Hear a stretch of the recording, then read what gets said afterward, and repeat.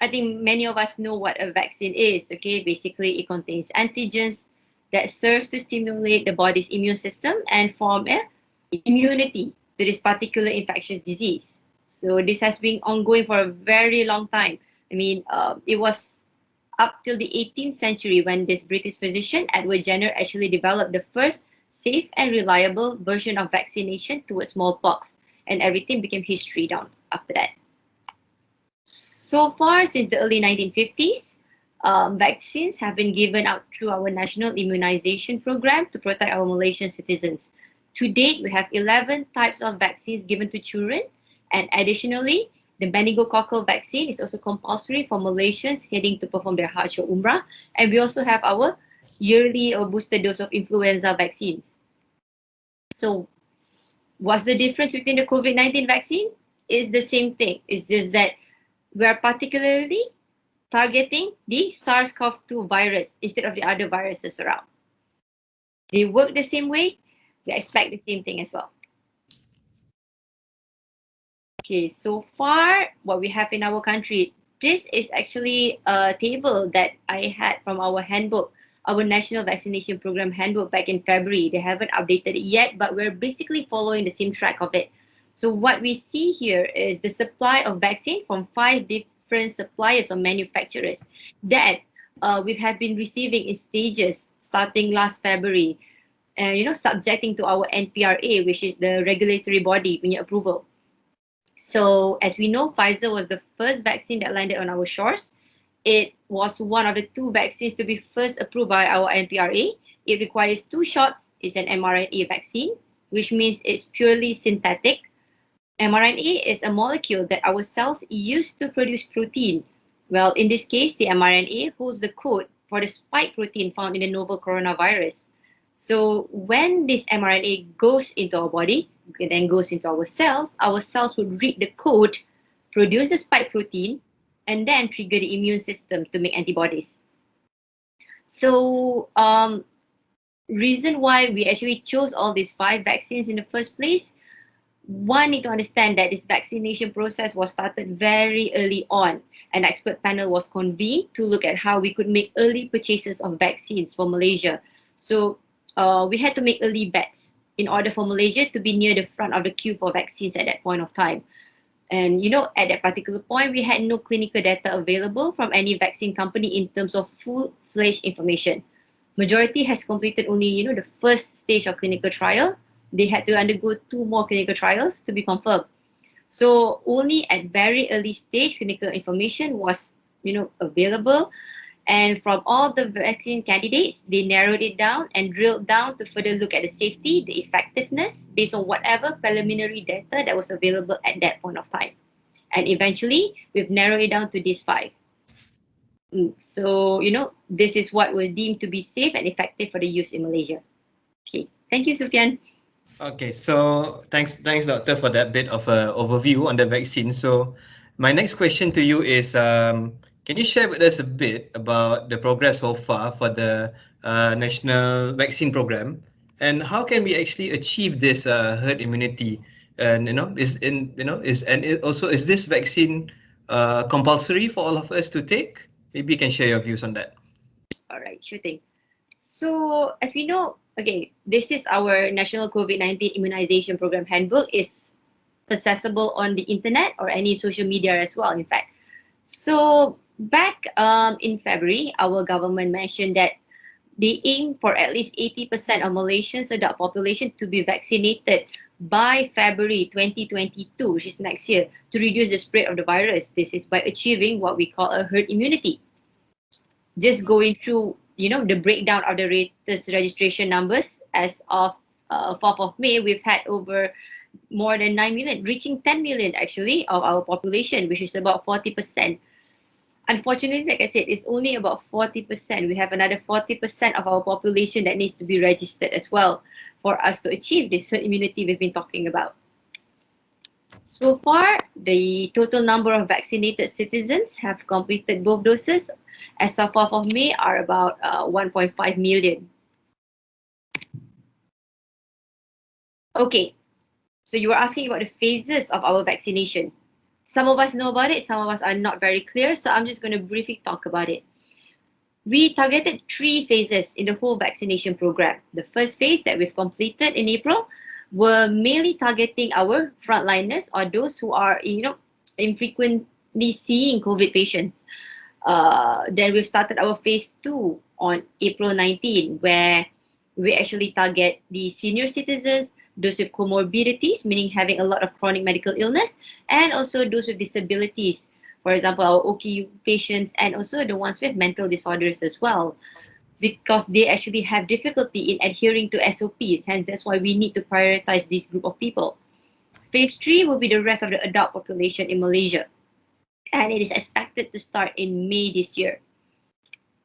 So like I mentioned earlier, for the current phase of the mainstream vaccination program, the government is prioritizing the 60 years and above, people with chronic illnesses, people with disabilities, and frontliners who actually missed out on the first phase of the vaccination program. Unfortunately, this pace is relatively slow at only about 22,000 doses per day, but is expected to pick up in June when more vaccine supplies are delivered to our country.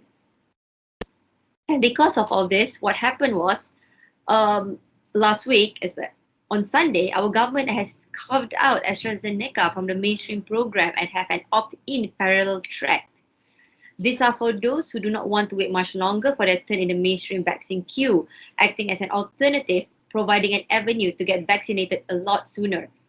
So, do note that the second dose only come 12 weeks later, and that means late July being the soonest.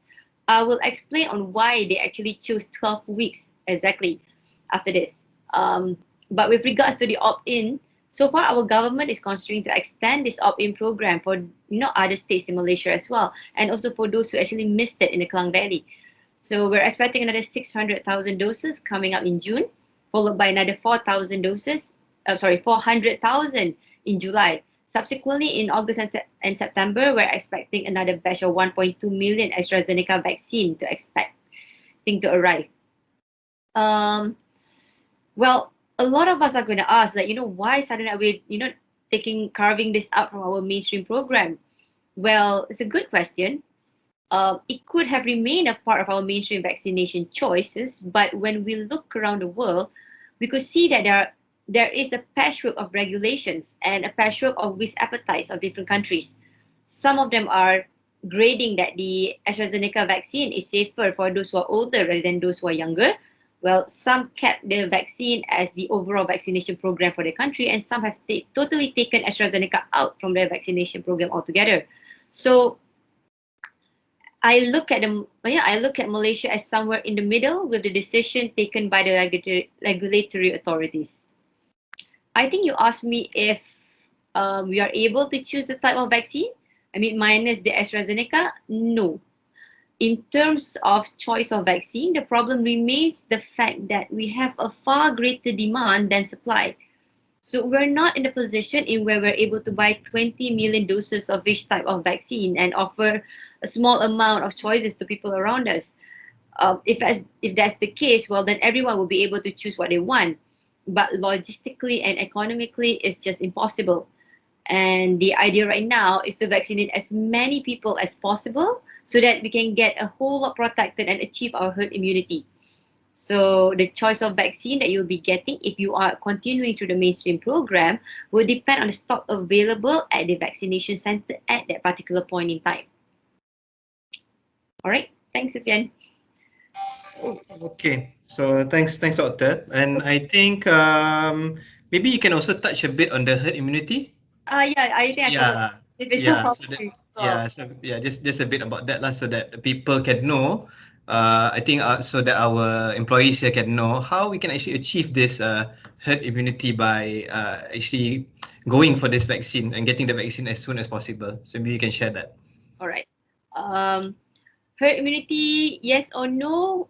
The vaccine is not compulsory. It's purely voluntary.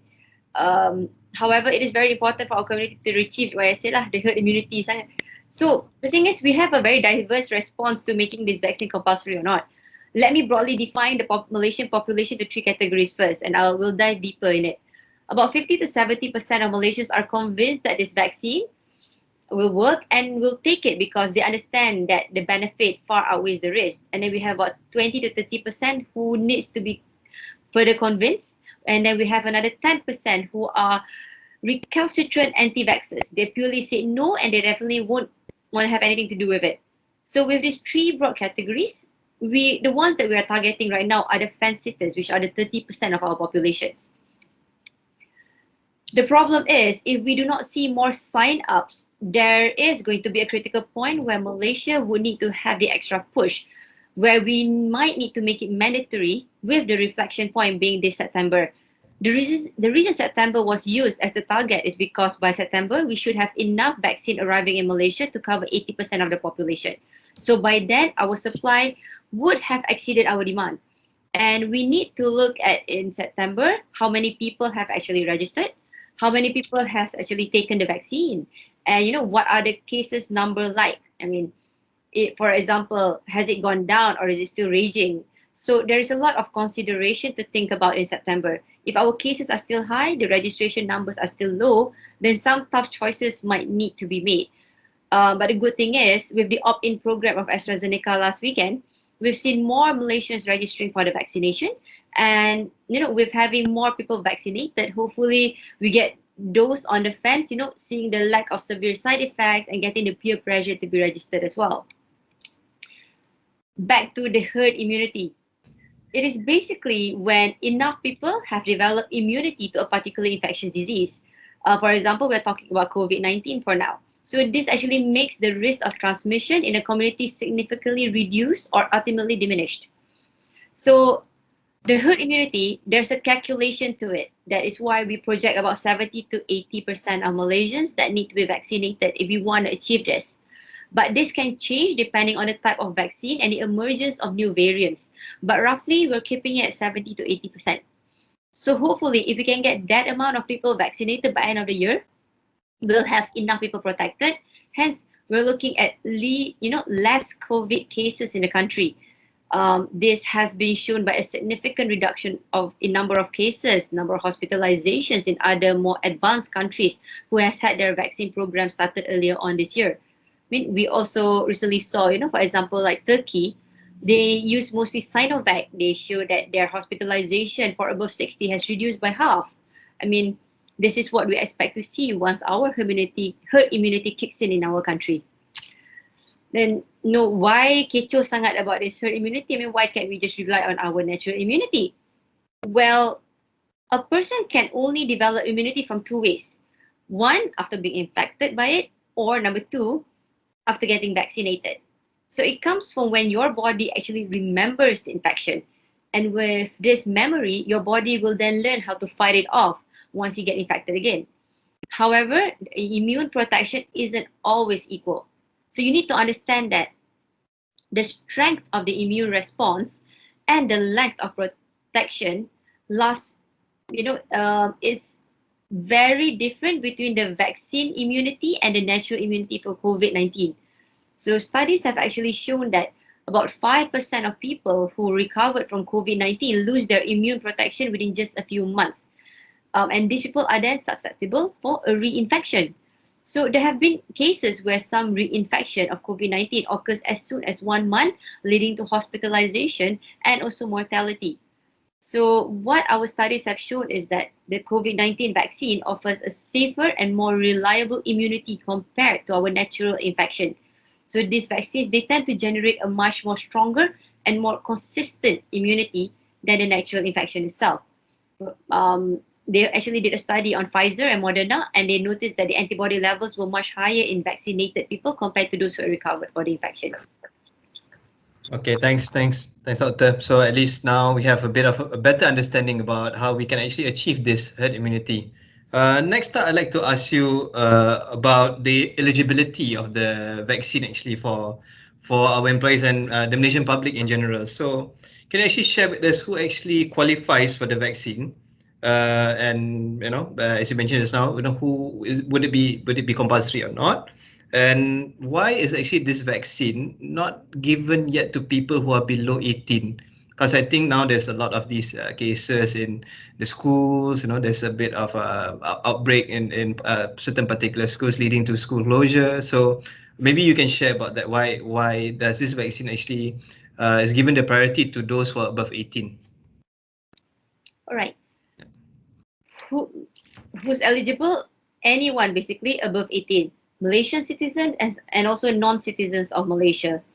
But for the time being, we're targeting our citizens first by prioritizing them, and then later on we'll be moving to our non-citizens who are 18 and above. Other priorities are the frontliners, which was the ones in phase 1, and then the vulnerable populations such as the elderly and the ones with medical conditions, which is the concurrent phase 2. Why is it not given to those below 18? Well, as we know, clinical trials in younger children are on the way. Prior to that, the trials were only conducted to volunteers aged 18 and above. But these trials are expected to take slightly longer because younger children need different doses than us. However, because the kids are not being vaccinated, parents should continue to take precautions to keep our unvaccinated children safe, especially those who are medically vulnerable. The good news is actually yesterday this came out. Pfizer in late March actually released some preliminary results from a vaccine study of 2,000 US volunteers aged 12 to 15, the adolescent age group, showing that there were no cases of COVID-19 among fully vaccinated adolescents compared to those given a placebo or those dummy shots. So kids, they have their side effects as well, but the side effects are similar to us adults, mainly pain, chills, fatigue, particularly after the second dose. This study will continue to track participants for 2 years more for more information about long-term protection and safety in children. As of now, Pfizer has already applied for emergency use authorization for its COVID-19 vaccine for those aged 12 to 15. And the US FDA, Food and Drug Administration, is expected to authorize this vaccine by next week. But with regards to the younger age group, those below 12, trial results showing how well Pfizer's COVID vaccine works in kids as young as 2 years old could be ready by this September. So let's pray for the best and we'll wait to see how the outcome goes for our kids. Okay, thanks, Arthur. So I actually like to also ask on, what can be done actually for those who have kids below 18 in terms of like the precautions and maybe some advice on how we can actually ensure that the kids do all the necessary measures to ensure that they are safe. So maybe you can share a bit on that. All right. Good news about children actually, from what we actually see, is that they don't tend to get the severe symptoms of COVID-19. They tend to be a category 1 or 2 most of the time. Very rarely you get a category 3, and 4 and 5, we don't see much cases of it. So that's actually a very good thing for our children. The only problem is, our kids go to school and stuff. So I think this is a very valid question. I mean, despite technically not touching the vaccine itself lah. Because it's particularly important to keep our children safe until the vaccine is available for them.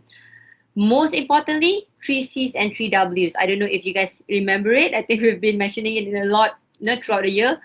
3 C's means you avoid our 3 C's, which is closed conversations, confined spaces, and crowded areas. So please avoid this. Even after we are fully vaccinated, I advise you comply to this. And 3 W's are to make sure we wash our hands, we wear our masks, and we warn other people, who are not adhering to our SOPs. Okay, so back to how we're gonna, safeguard our children. For example, for kids who don't have an underlying condition that puts them at risk of COVID-19 complications, I mean, those, kids with no medical problems, they can actually safely visit their fully vaccinated grandparents. Fully vaccinated grandparents, okay? So, but those high-risk children that, we recommend being a bit more cautious. Going outdoors, wear a mask is one of the way to do this. Okay, because we're still not 100% sure that everyone who is fully vaccinated may not transmit the virus. Another thing is, we all like to travel. If one day when, we're allowed to cross borders and go and travel to another state, balik kampung, for example, if we decide to travel, do drive if you can, because driving actually lowers the risk versus flying in an airplane or taking the train or a bus, because you are just around your family in an enclosed car. You are not mixing with other people who are not vaccinated or anything like that. So once you get to your destination, it is important to continue to follow the SOP that we've been doing for the past 1 year. Try to avoid large crowds, wear a mask, wash your hands frequently. That's about it. About playing sports, we know kids love how to play sports. They don't wear masks. I mean, no one wears a mask playing sports. It's very uncomfortable, honestly. I mean, but they're running around, screaming, shouting, and breathing more than usual. And there is a potential risk to spread the virus in this kind of situation. I'm not telling not to let the kids play sports. By all means, let them do it, but try to keep that outdoor sports because it's much safer than indoor sports. And another thing is swimming. You know, kids love to swim. Most of them are craving to go to swimming pools already. Experts don't believe that the COVID-19 spreads in swimming pools, but certain activities that kids partake in, while at the pool might. If your kids are getting to the pool for an exercise or taking swimming lessons, they are not in close proximity to others, it's fine. I think it's fairly reasonable. But the problem is when they are in a large group of people, they are running around and horsing around. That is when they could actually spread the virus. So that's all I can say about how to keep our kids safe. Yeah, thanks so much. I think especially when we have the Hari Raya holidays coming up, right? I think it's important for us to ensure that all these SOPs and all these things are being adhered to, especially because when we are going visiting or not. I know that now it's already during the MCO phase, but in the event that there's any visitation or whatnot, it's a good reminder to ensure that all these SOPs, especially for those who are below 18, are adhered to. So now, Doctor, I will be going to our next part of the talk today. It'll be on the immunity and the safety. I believe this is the topic about the vaccine that everyone is most interested and intrigued in, actually. So I'd like to first ask you, how were these vaccines, right, actually developed so fast, actually, without any long-term studies? And is it foolproof and really safe to be used? And um, why are there such a wide range of efficacy numbers? Does this mean that maybe one vaccine is superior to the other, or is one vaccine's percentage in terms of the efficacy is lower, means that it's not that good? So maybe you can just share a bit about this. Okay. All right. So I think a lot of people were very worried about our vaccine being developed very fast. Well, the reason the companies have been able to shorten the process twofold. Number one, we were in a pandemic. There is no shortage of volunteers wanting to come forward, especially in countries like in the UK and the US, where the virus was raging at one point. They all want the vaccine right now. So everyone volunteered for it. Unlike last time when we had to do our TB vaccine, they actually took 5 years to collect enough volunteers to have sufficient data for it. And number two, they have been able to get these trials going on a concurrent basis, not trimming back, not compromising, but in parallel, and therefore shortening the time. So that entire process of validation, testing, clinical trials, looking at the data, has not been compromised a single bit. Right. So I would like to say that, because of this, the safety and the quality of the vaccines are still up to 100%. You were asking me about the efficacy, right? This is actually a very interesting question. I think we asked this in our Mentimeter about which vaccine is better, and a lot of them actually chose Pfizer. I mean, a total of 54 participants said Pfizer is a better vaccine, just mainly because we've heard that the efficacy of Pfizer is 95%. Okay, let me talk about this whole efficacy thing. So an efficacy actually tells you on how well do they work. We have Pfizer boasting at 95%. We have AstraZeneca at 65 and Sinovac at 50.4, the lowest. However, latest Sinovac data from Turkey boasts an efficacy of 72 to 82%. So bear in mind, these are efficacy numbers. In other words, how much less likely you will get sick from the virus if you are vaccinated or not vaccinated. The thing about these numbers is that they are constantly changing. For example, the AstraZeneca vaccine was found to be 76% effective in the US trials. And those numbers are when the shots are given 1 month apart. I'll show some data with regards to the months apart and how many percentage has increased. But you're gonna think now, kan? Um, Surely 95% is going to be better than 82%, kan? That's why everyone decided to choose Pfizer as the best. Actually, we don't know. And that's because these studies were done at a different time in different parts of the world. There are different volunteers and a different portfolio, the whole thing. Vaccines are less effective against the newer concerned strains that are now. The Pfizer and Moderna trials were actually done when we didn't have these variants, whereas the AstraZeneca trials were done more recently when variants have already begun to circulate.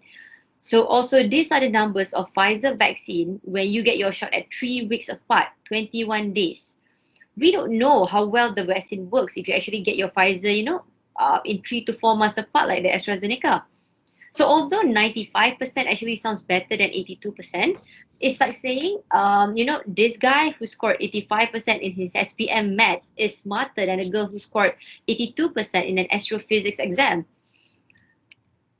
So this is what I'm trying to say about the AstraZeneca vaccine, because it actually has the lowest vote as the best vaccine around. So kesian for it lah. The studies have shown that a 12-week interval between the first and the second dose is 82.4 or 83% effective compared to the 54.9% for the 6-week interval. It was also found that a single dose of the vaccine was 76% effective about 3 to 12 weeks after the shot was administered. So as you can see, the AstraZeneca vaccine is quite good. 83% and 90 to 95% is not actually much of a difference. But what I'm going to tell you is, those numbers are not even the ones that we really care about. These numbers are one that really matters. Pfizer 100%, Sinovac 100%, AstraZeneca 100%. You're going to be asking like, what is this 100%? This is how effective these vaccines are going to protect you against severe disease. I'm talking a category 3, 4, and 5. Things like ending up in a hospital or dying from the virus. So at the end of the day, they all protect us really well. At the end of the day, they are all going to help us not being hospitalized or die from COVID-19. Okay, Doc. Thank you so much. Yeah, it's good to know that regardless of which vaccine we are taking, they are all 100% effective in preventing any severe COVID-19 infections. So next, I'd like to actually ask you a bit now on this rumor or myth that the COVID vaccine will actually alter your DNA. So we've heard some news reports about not. So maybe you can touch a bit on that, and also can let us know who would be safe to take the vaccine and who probably should not take the vaccine. All right. This is quite an interesting myth. I think this one was the first myth that came out the moment Pfizer mentioned that they're doing a synthetic vaccine. Okay, number one, it is not going to alter our DNA. I took the Pfizer vaccine. I am still not a mutant until now. I do not have supernatural powers until now. Huh. But the Pfizer vaccine, please know, it contains messenger RNA, also known as mRNA. DNA is used to make mRNA, and mRNA is used to make proteins, which is the spike protein. This process goes one direction. It is a jalan sahala. So mRNA cannot go backwards to affect your DNA. The fact is, the mRNA used in vaccines, they don't even get into the nucleus, which is, the main part of your body cells where your DNA is being stored. The moment this mRNA gets into your body, it tells your body to make the spike protein. It then fools your body into thinking that there's the coronavirus. Your immune system reacts to it. They make antibodies. And then after the creation of the spike protein, the cells actually break down the mRNA and digest them. And that's the end of the whole mRNA. Despite it, are all these vaccines safe for Malaysia? Yes, as you can see, all the regulatory bodies around the world has approved it. What I would advise is we should trust our own regulatory body. The NPRA is one of the toughest regulatory body in the world. They scrutinize every single data that they have to make sure that whatever they approve is safe and efficacious in Malaysia. Then comes the famous AstraZeneca, where everyone keeps saying that it is not the best vaccine around. Well, briefly, I'll talk about the AstraZeneca vaccine. Okay, it requires two shots. It uses a viral vector. In other words, instead of using the synthetic mRNA to get our bodies to make the spike protein, they are using a virus and modified virus called the adenovirus. That adenovirus is harmless to us as it has been modified, but is designed to contain the same coronavirus spike protein. So when our immune system is exposed to that protein, it creates antibodies to protect us from COVID-19. Now, the big question to everyone, are they safe? More than 600 million doses of these vaccines have been administered around the world. As expected, about 1 in 10,000 have gotten severe allergic reactions to the shots. And those are mostly the ones with strong history of allergies. But the good news is that if no, there are other side effects, they are all extremely rare. The ones that, the famous one is the blood clots. Well, they are so rare that even if they are from the vaccine, your chances of dying from COVID-19 in this country will be at least 50 times higher than your chances of getting one of those blood clots in the vaccine. However, more research is underway. Whatever research that has come out is shown that only 0.0004% got the blood clots after taking the AstraZeneca vaccine. In comparison, it's so much lower in comparison to those taking OCPs, birth control pills, or smoking. This is how the media has highlighted them. So keep in mind that the risk of blood clots is very low. You're going to ask about Sinovac pula. I think before our government mentioned that we're taking Sinovac in our mainstream program, the media highlighted that, the Sinovac is, the efficacy is low, it's only 50.4. They're going to mix the vaccine. What kind of vaccine is this? So the Chinese director for Sinovac, Dr. Gao Fu, actually mentioned that the scientific conference that he was talking about all these things, there was a misunderstanding to it. It was only a small part that was extracted by the media. He later mentioned that the misunderstanding was about, he was talking about the COVID-19 vaccine in general, not Sinovac alone. He was not focusing on Sinovac, like I said. What he was suggesting, as I quote, mixing vaccines. But this is not actually something new in vaccination. If you look at the Western vaccine, AstraZeneca, a few months ago mentioned that they might collaborate with the Russia Gamaleya to mix AstraZeneca with Sputnik that we're taking end of the year. If you look, there's a study in UK as well, led by Oxford, called the CONCAF, where they are now mixing AstraZeneca, Pfizer, and Novavax. It's like a cocktail looking at, what would actually happen if you mix all this vaccine up together. Whether you get an increased efficacy, you get the same antibody response. These are the sort of things that you are looking on. So yeah, this is what I would say. But you were asking me like who should not take the vaccine pula kan? The main person who should not take the vaccine are those with an allergic reaction to that particular vaccine. Maybe you had taken your first dose of AstraZeneca or Pfizer, you have an allergic reaction to it, then you will need to consider to not take the second dose of it and change to a different brand. Or if you have severe allergies or anaphylaxis to other medications, vaccines, foods, insect stings, or unknown triggers. Anaphylaxis is when you start having swelling over your face, your mouth, your eyes, difficulty in breathing, your blood pressure drops. So anything that requires hospitalization after an allergic reaction. Or if you're currently having an acute fever, what we recommend is to take it 2 weeks after you've recovered from your fever, because your body is already, building immunity and antibodies to fight an infection. The next thing we need is for you to be vaccinated at that particular point in time. But for example, if you have a bit of allergy history, you have some eczema previously, but not severe, what you need to do is get a proper risk assessment, go and have a talk to your treating doctor, and assess whether it's safe for you to take that particular vaccine or not. The main contraindication to vaccination is if you have, like I said, severe allergies to the first dose of the vaccine, or to other medications or vaccines or other substances. That's about it. Otherwise, everyone is welcome to take the vaccine. Okay, great. So for the interest of time, I'll just ask a bit of the essential questions. So I'd like to ask you now, next, what should we tell our healthcare providers before taking the vaccine, and what should we do after?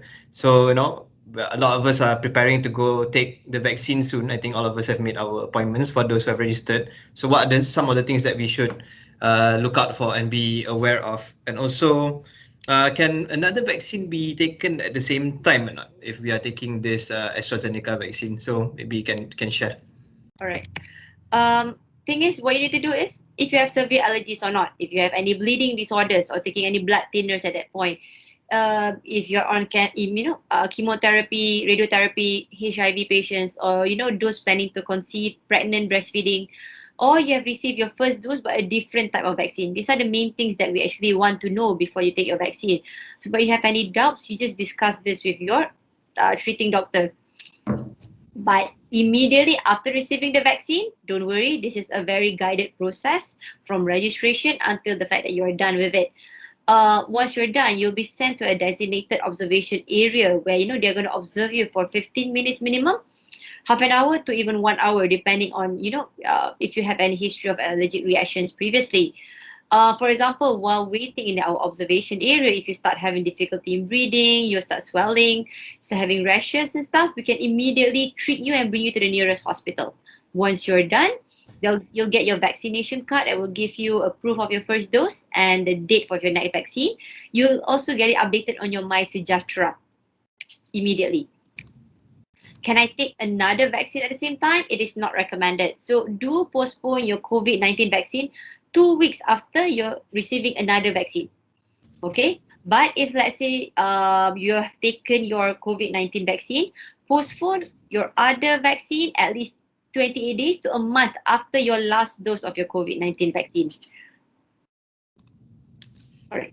Okay, thanks, doctor. So I'm just gonna skip a little bit ahead. Just gonna ask you something that happened in the news recently. So in the news recently, one of our frontliners actually took the vaccine, but still tested positive after that. And what could be the reason? What are some of your thoughts on that? And does this current AstraZeneca vaccine protect us from the new strains of COVID? We see in Kelantan the South African strain there, and also right now in the news there's the new strain from India also that has entered the country. So will we be safe from these new strains too? Maybe you can share on that.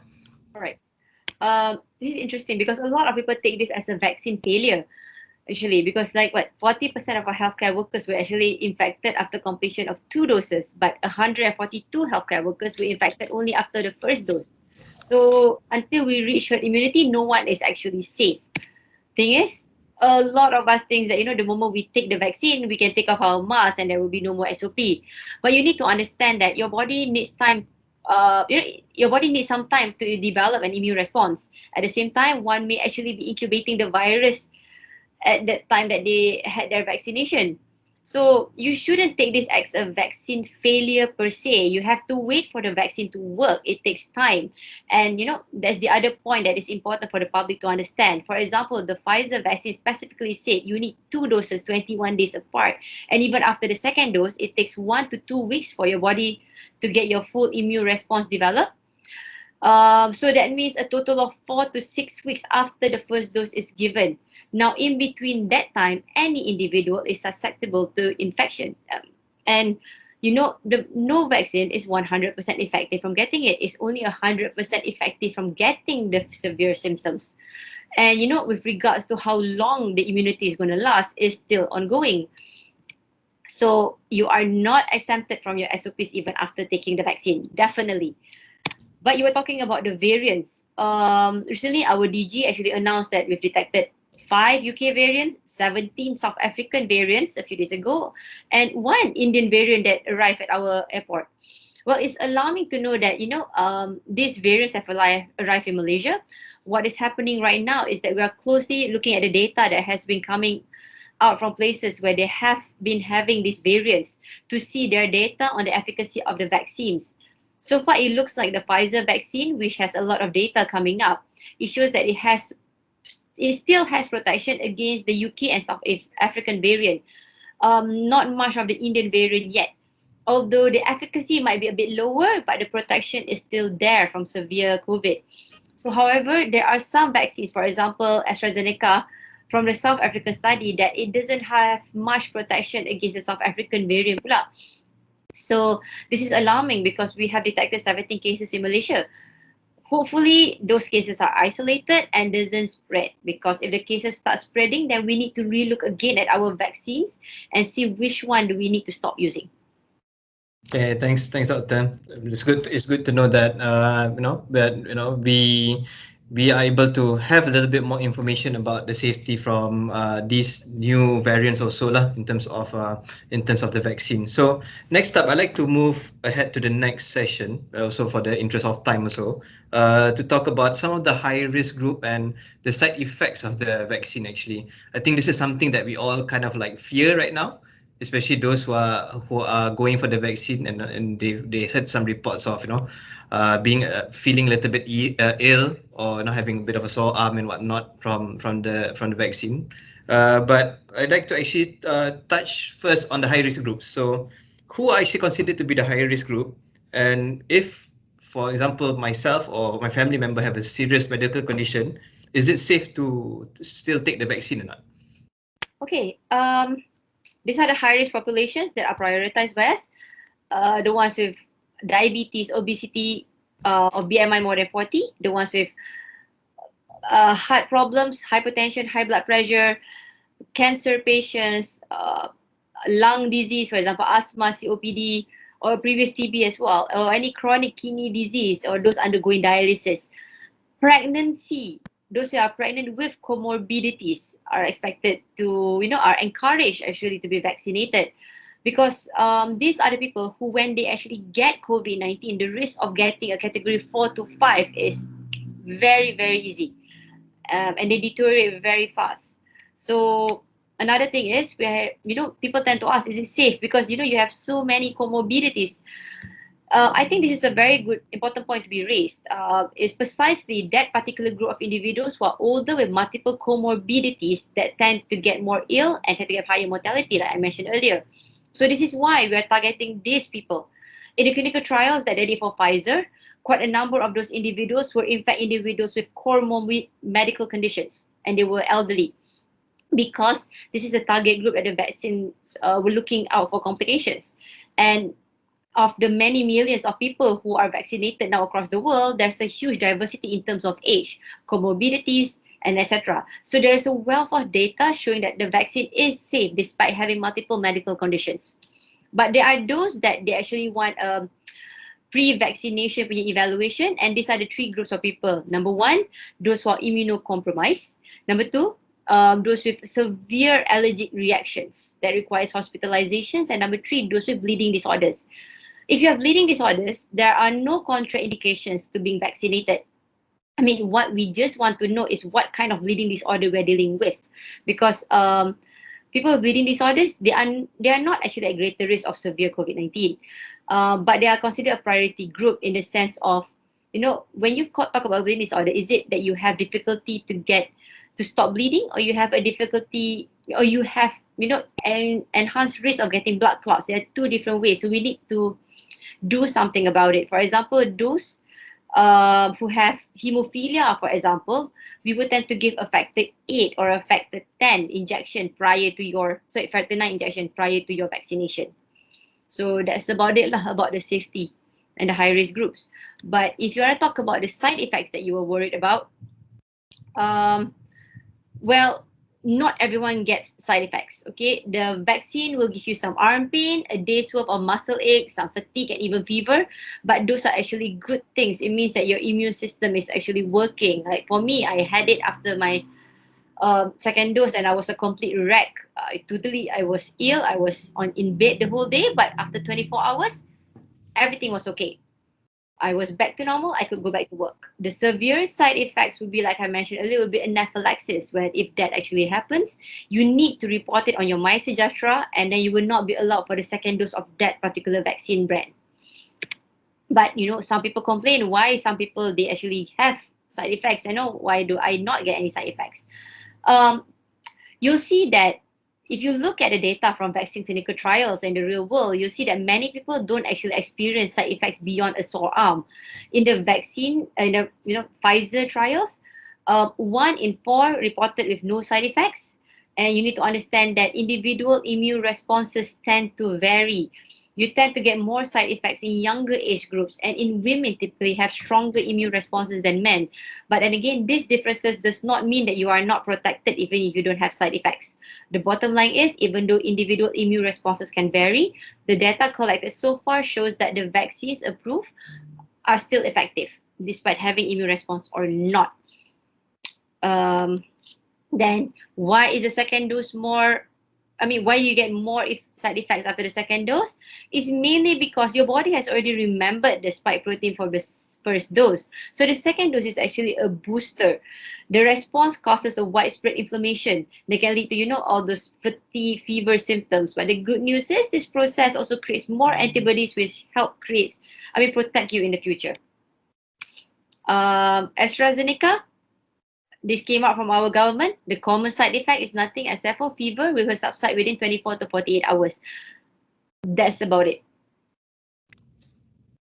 Okay, thanks, Doctor. So next up, I'd like to just ask you also about the safety of the vaccine for those who are pregnant. And does the vaccine actually affect the fertility? Does it cause infertility in that sense? So maybe you can touch on that a bit. Okay. Interestingly, current evidence actually indicates that the vaccine is not harmful to the pregnancy. But there is not enough evidence recommending it as a routine vaccination for pregnant ladies unless you have comorbidities or underlying medical condition, or you are a frontliner, where we recommend you to get your vaccine between your 14 to 33 weeks of pregnancy. Because pregnant mothers, however, they are also in a high risk group where they tend to develop severe pneumonia, ICU admissions. I unfortunately had one of my nurse who was 34 weeks pregnant with twins. We had to take out the baby early, prematurely, and she unfortunately did not make it and passed away 2 weeks later. So isn't actually a very good sight to see. Although you are encouraged, getting vaccinated is purely a personal choice for pregnant ladies. But how about if you're breastfeeding?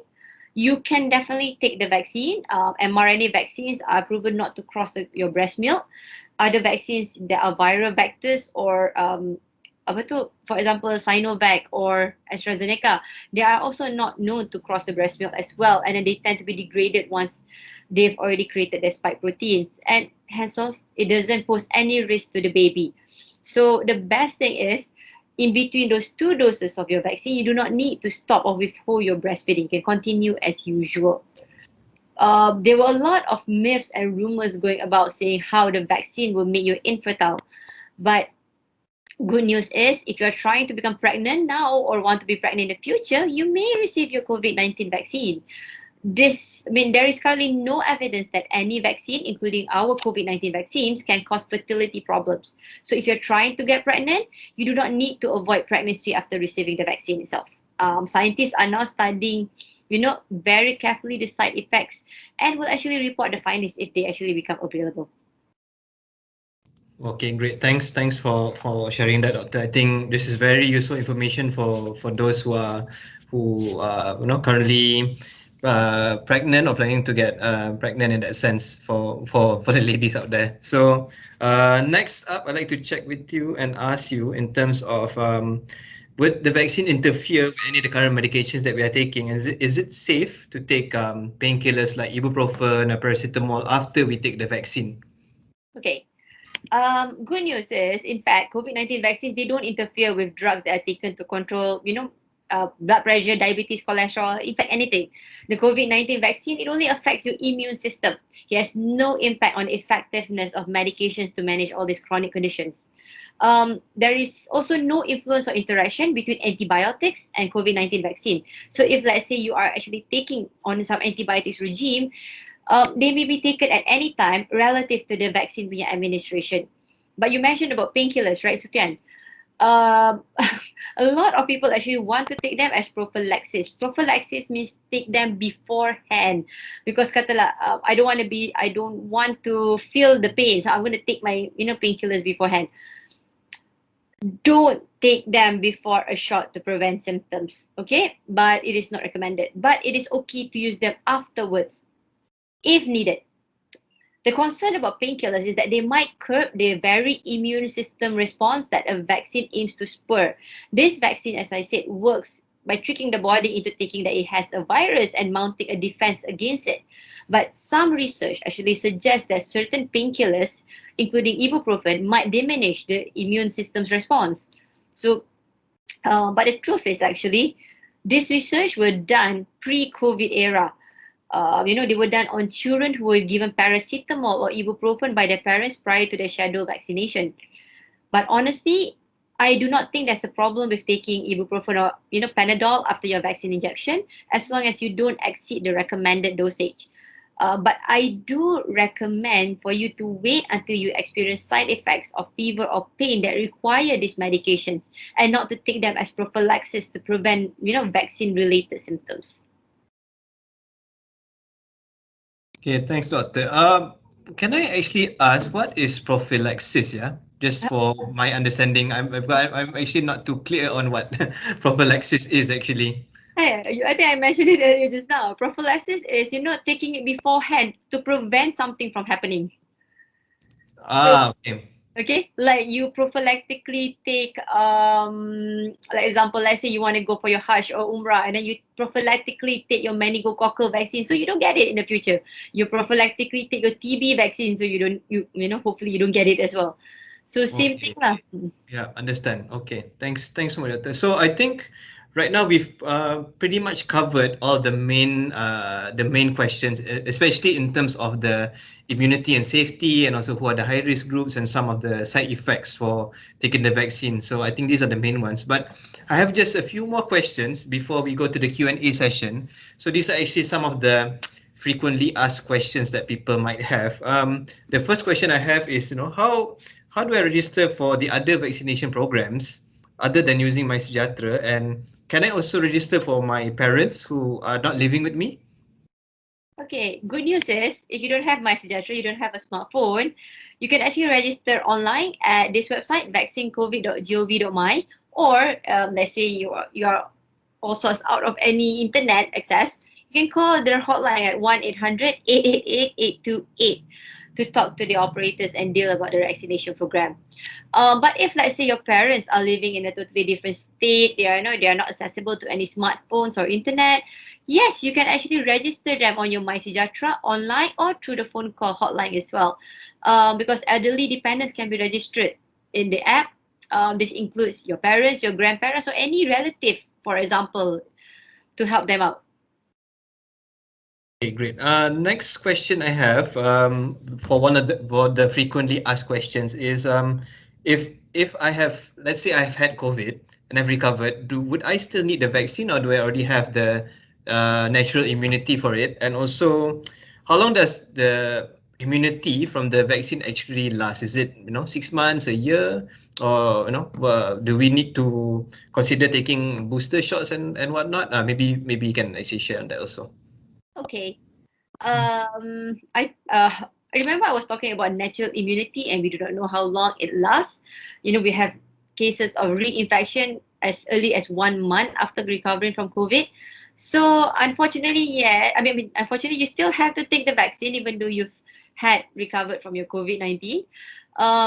Because like I said, we don't know how long this immunity is going to last. So what we actually recommend is for frontliners to get it 3 months after recovery, and from the other population, 6 months after your recovery from COVID-19. So in the meanwhile, just adhere to the SOP as well. Because we don't know how long this immunity is going to last per se. Our vaccine immunity, basically the studies are still ongoing. It's forever ongoing. So, it could be as long as short as 6 months, it could be as long as a year. But there are experts who says that the vaccine immunity actually lasts for 3 years. It's just that every year, the amount of immunity protection reduces a few percent, about 30 to 50% each year. So the need for booster shots might be there. For example, like our influenza vaccines that we have been taking so far. Yeah. Okay, thank you. I have one last question actually before we go to the Q&A sessions from our employees here.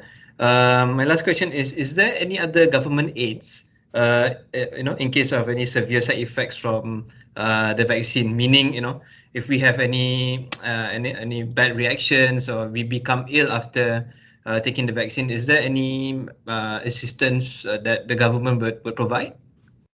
Okay, good news is this is actually a very relevant concern, not just for COVID vaccine, but in fact for any vaccination program. After we have authorized, we've already verified that the vaccine is safe and effective. No one can never rule out the possibilities of very rare and serious side effects occurring. So it may be rare, but it happens. So with this possibility, our health ministry has set up a scheme to handle any serious adverse effect arising from COVID-19 vaccination program, which is aimed at providing financial aid to affected persons in the rare event of serious side effects.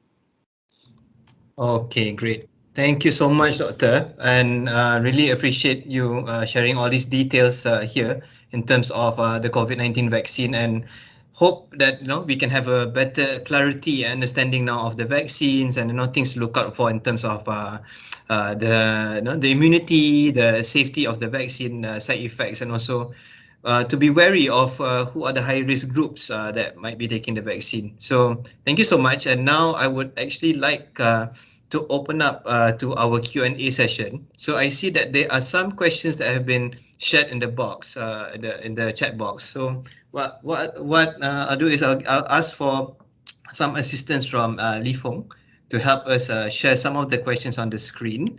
So we can actually address those questions, yeah, Doctor? So there's a few questions I saw being shared by some of our participants. So perhaps you can have a look at these questions that have been shared, and then based on those questions, maybe you can help to address these questions. So okay, the questions are on the screen now. I see there is about 6 questions there. So I'll go for the first one actually, yeah, Doctor. It's from our colleague here, Isabel. So the first question is, do we have any info on barriers to registration for vaccination? Info on barriers to registration. Sorry, can I what do you mean by barriers to registration actually? I think maybe is there any restrictions lah, or if there's any issue to register. I think that Isabel, if you're on the call, would you like to?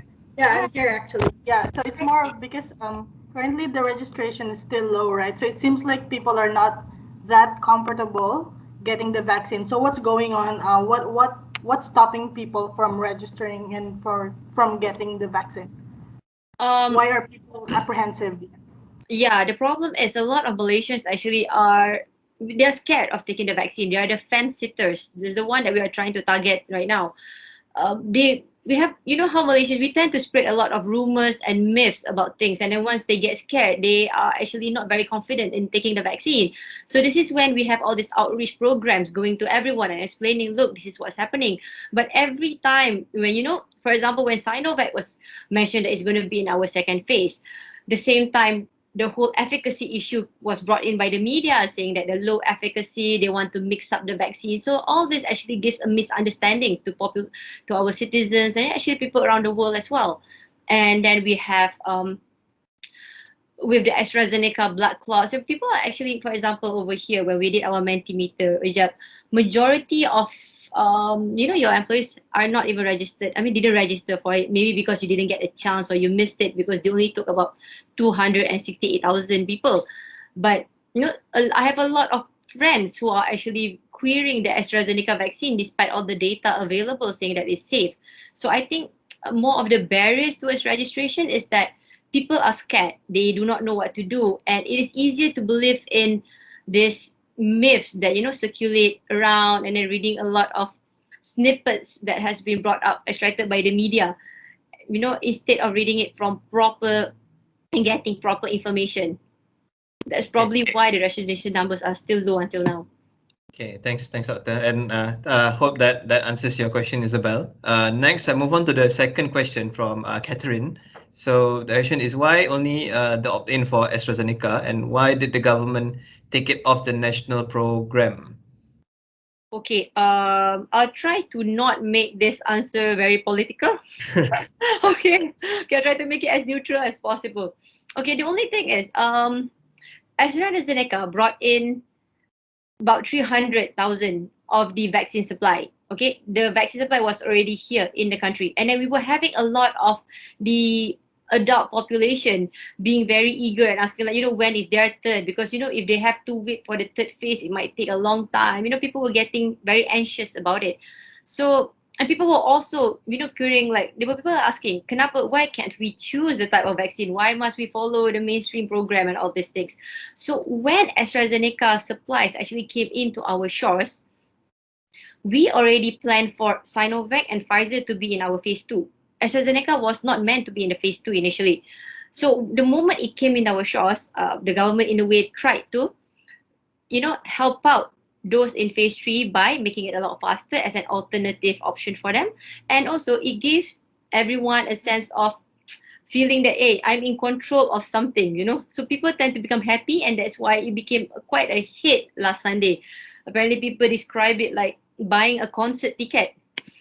So that's probably why AstraZeneca is actually, probably why like is actually taken out. And I'm not very sure if they might do it for the others as well, because there are rumors saying that they might bring Sputnik into the opt-in program as well. But I'm not sure. It's just rumor, but we'll have to see what the government decides at the end.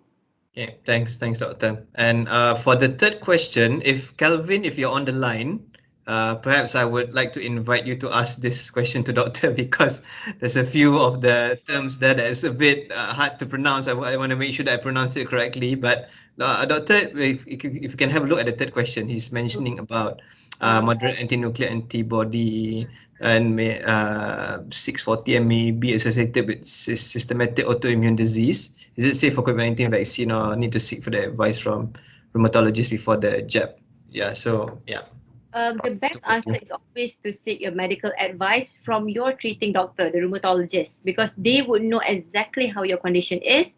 If you have a titer of 640, they would probably have this. I don't know how recent this titer is, but they probably want to take a look at it further and decide which jab is actually suitable for your situation. For example, Pfizer and Moderna actually had trials where they vaccinated those with systemic immune diseases, and they realized that it worked only at a lower efficacy rate. But they don't actually have, they didn't show, bad severe side effects coming out for it. But for Malaysia, we have actually been giving vaccination, but it has been Pfizer to our, those with systemic autoimmune diseases already. The data is not there in our country yet because we're still ongoing our phase 2. But the ones in the UK and US shows that it is okay.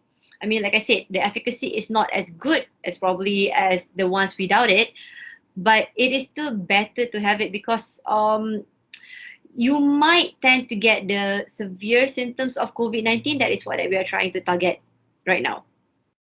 Okay, thanks, Doctor. And the fourth question is from Lily. I think this is a question that you have addressed during the session earlier. So the question is, can someone have two different vaccines, and when will it be possible? Yeah. Two different vaccines depends. Are you talking about a different disease punya vaccine? You're talking about two different brands of COVID-19 vaccine. Well, Lily, are you on the call? Maybe you can ask Doctor if you like some clarification on this. okay lah, tak apalah. I'll just. Okay, so okay, we'll get back to that. Maybe we move to the next question first, yeah? Maybe give her a chance to speak later. So the next question is from Shirini. The question is, there is much talk about the AstraZeneca vaccine possibly resulting in blood clots. Though rare, there's a possibility for those open to receiving the vaccine. What advice would you give to them in terms of monitoring symptoms, and when to seek medical assistance to reduce the risk of blood clots and detecting it sooner rather than later? Okay, you're talking about this one, kan? Alright, so what we actually want is the main symptoms are the same.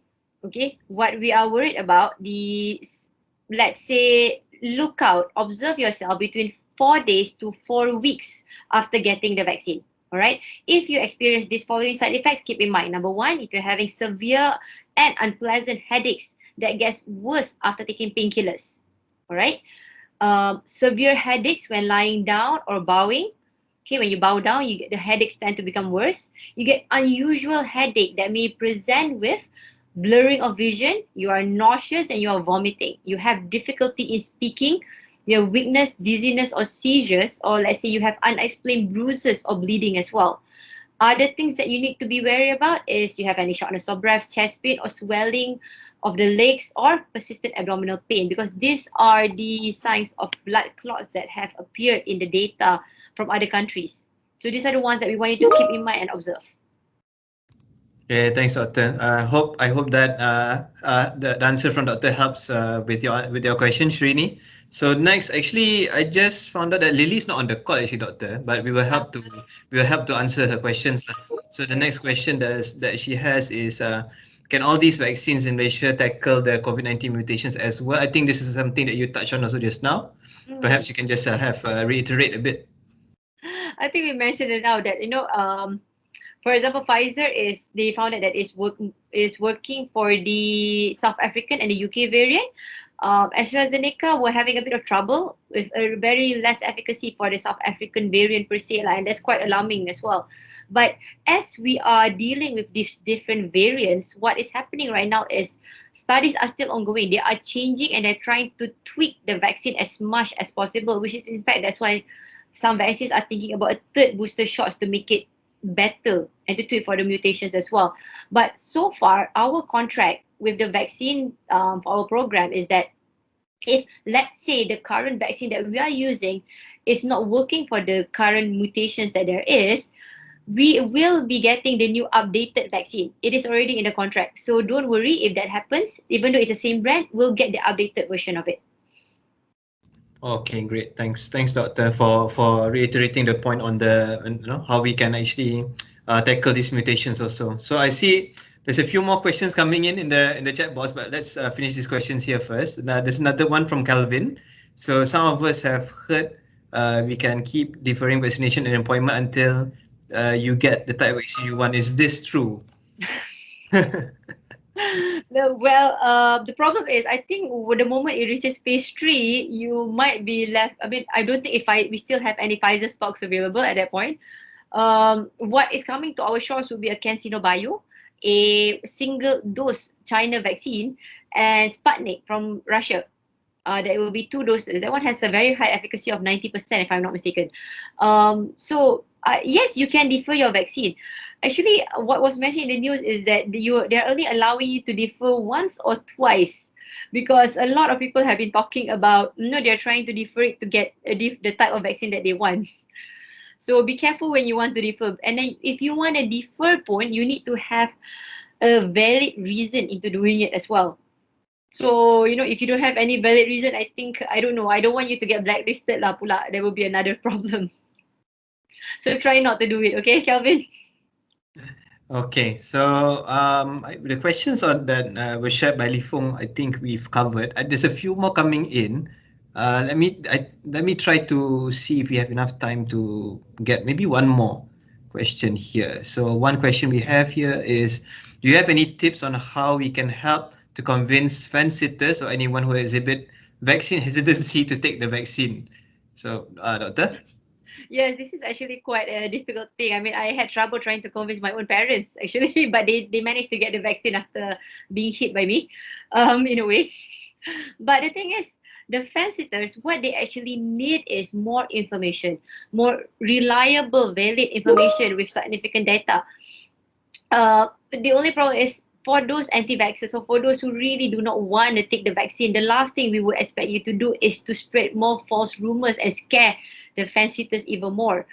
So if you are not planning to take the vaccine, by all means, go ahead, but just don't spread things that are unnecessary, and because this might actually jeopardize our whole vaccination program to achieve our herd immunity.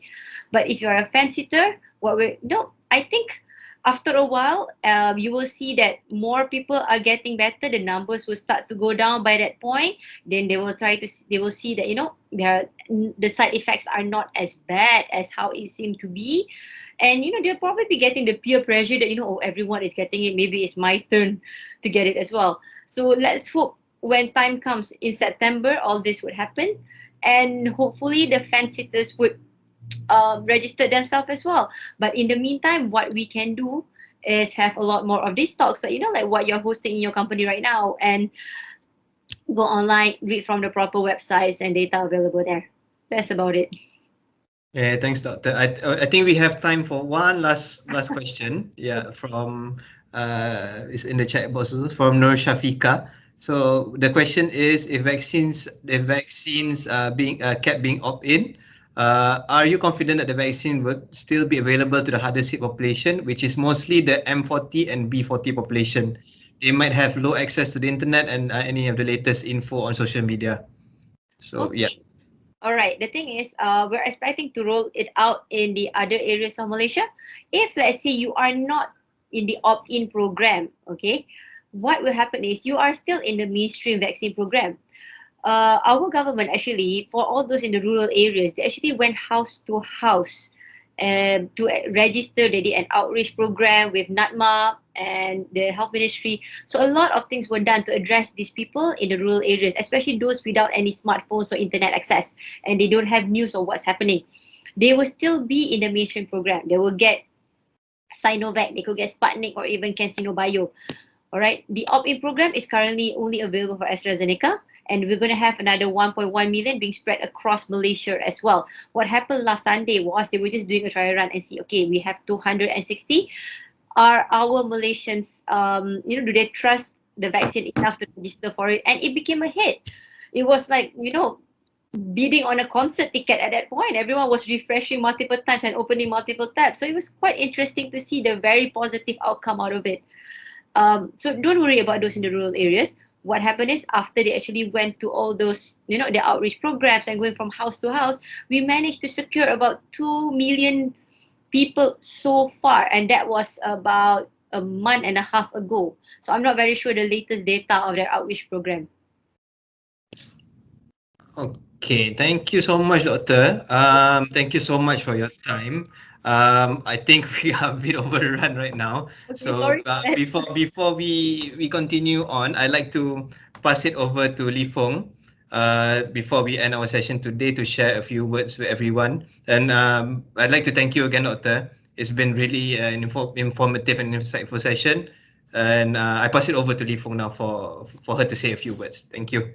Yeah, first of all, thanks, Dr. Elayni. Definitely, this is a very informative session, and I hope with your sharing, it helps to clear a lot of doubts and worries of our employees, especially those who have not registered for the opt-in program or even My Sejahtera. I mean, like I say, let's put it this way: we take risks in many events in our life, but I would say taking the vaccine is a calculated risk.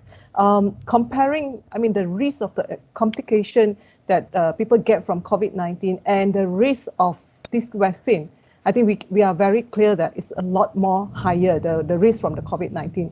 And what's more is, even though you're after your vaccine, right, not only giving an additional protection to you and your family, and also touch wood, if you are infected by the COVID-19, I would say the symptom is also a lot milder. So look at all these reasons. I cannot see any reason why we don't go for the vaccine, be it for yourself, for the family, for the society as well. So on top of that, I mean, just to share with everyone, I mean, there was an announcement already shared, I think a few days ago. The company has actually granted, meaning that you will have the option to take a vaccine leave to attend the vaccination. So you can either take on the actual day itself or the next day if you're not feeling well.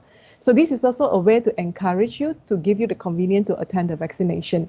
So, and also to share with you, a lot of our leader actually has already registered or even have already done the vaccination. Like our, CFO Emily has already done hers, and Arun is going to do to do his vaccination tomorrow. So if all our senior leaders is so confident about that, I hope this also giving you some confidence to register. Yeah, don't delay. Okay, don't wait for which vaccine to go for and think about it, because you will never know when the COVID-19 is going to hit you. And more to that, doctor has already shared that there's no actually which best vaccine right now. All are the same, give you 100% protection. So what for to wait, right? Okay, I think there's one video that the doctor will like to share with us. Just stay on for, I think, maybe just 2 minutes before we close the session. Thanks again, Dr. Elayni. Yeah. So thank you, Li Feng. I will be sharing the video after this. So everyone, please stay on. This video will actually be a look at what the process is at the vaccination center. Apologies, the video is actually in bahasa in Malay, but you can actually have a look at the process. So I will share my screen now so that everyone can have a look at what to expect when you're going to take the vaccine. Okay, one moment.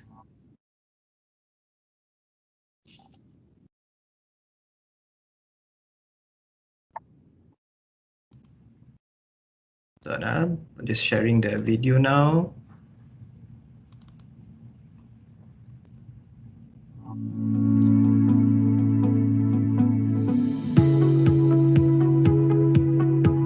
Assalamualaikum dan selamat sejahtera. Nama saya Dr. Dira dan hari ini saya akan menerima dos pertama untuk vaksin COVID-19 dan saya juga akan menunjukkan kepada anda bagaimana proses aliran pada hari vaksinasi anda.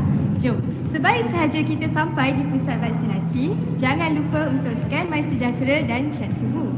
Kemudian kita akan ke kaunter pertama untuk mendaftar. Jangan lupa bawa kad pengenalan. Kita akan ke kaunter seterusnya di mana kita boleh bertanyakan sebarang soalan kepada doktor dan setelah persetujuan kita akan menandatangani borang kebenaran. Seterusnya, masa untuk vaksin.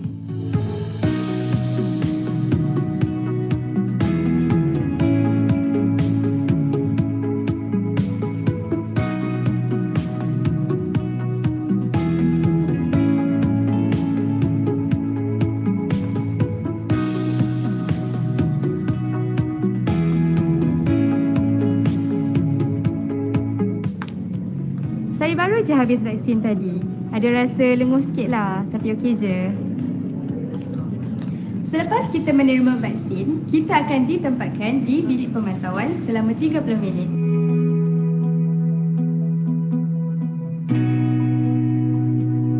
Selesai sudah proses vaksinasi saya pada hari ini dan saya boleh balik. Mudah kan? Ingat, vaksin bukan untuk melindungi diri kita sahaja tetapi juga melindungi orang di sekeliling kita.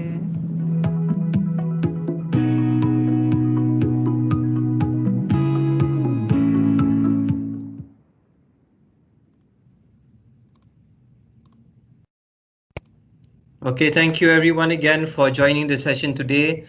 I wish you all the best for those who have registered for the vaccine and who are waiting their next appointments.